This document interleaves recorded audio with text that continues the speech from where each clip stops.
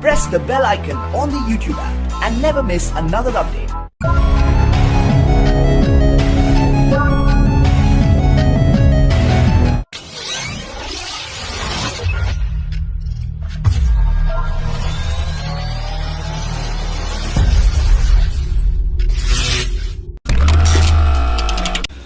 Giving the Indo-Russian defense cooperation a major boost, Exercise Indra 2017, the first ever tri-services joint exercise between Indian and Russian armed forces, is being conducted in the Eastern Military District of Russia. The largest ever Indian Army contingent reached Russia for its first ever tri-service exercise. India has termed Exercise Indra 2017 as a landmark event of India-Russia defense cooperation. The Indian contingent comprised of 350 personnel of the Indian Army, 80 Indian Air Force personnel, and 480 Indian Navy personnel, 2 IL-76 aircraft, and 1 frigate and corvette from the Navy. The Navy's elite special forces are also a part of the team. The Russian Federation Armed Forces is represented by approximately 1,000 troops of the 5th Army, as well as Marines and ships of the Pacific Fleet, and aircraft from the Eastern Military District.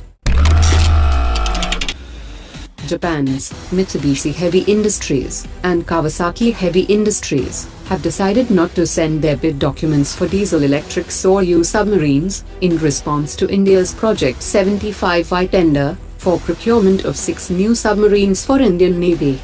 Special steel is used in hull, and noise reduction mechanism, adopted to enhance its stealth characters, has been classified as top secret by Japanese government, and transfer of such critical technology to India's strategic private partner is a high-risk perception, which the Japanese simply cannot ignore.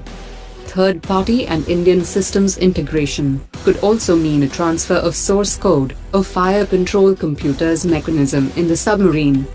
Soryu submarine uses lithium-ion propulsion technology for its air-independent system, which could have made this submarines considerably more expensive than other bidders in the tender, and also, these Japanese submarines usually have shelf life of 20 years and are more climatized to operate in the waters of North Pacific Ocean.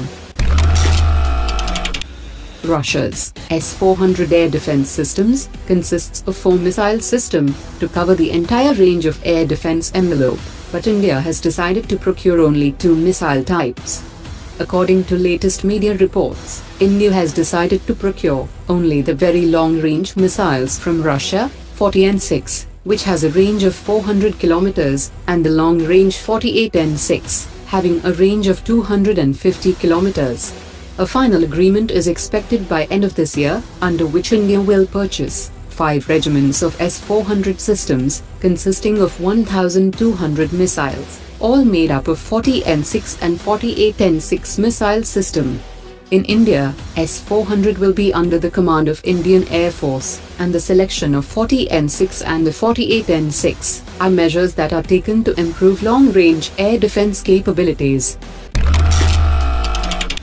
Russian defense firm Rosaboronexport has decided against participating in the tenders of India's Interior Ministry for the purchase of over 20,000 7.62mm automatic rifles.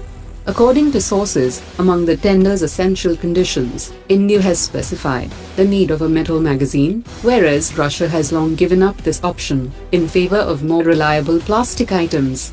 A source in Rosaboronexport said that Russia's AK-103 did not comply with the terms of the tenders.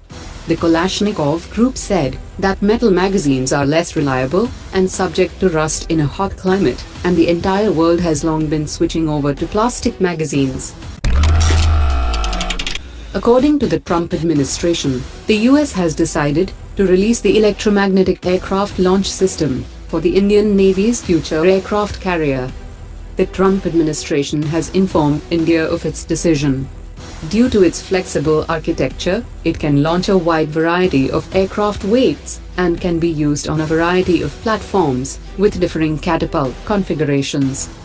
Aerospace expert Dr. Vivek Lal had told earlier that General Atomics is planning to open an office in India to support the Indian government's military requirements. The Indian Navy plans to integrate the electromagnetic aircraft launch system into its future supercarriers.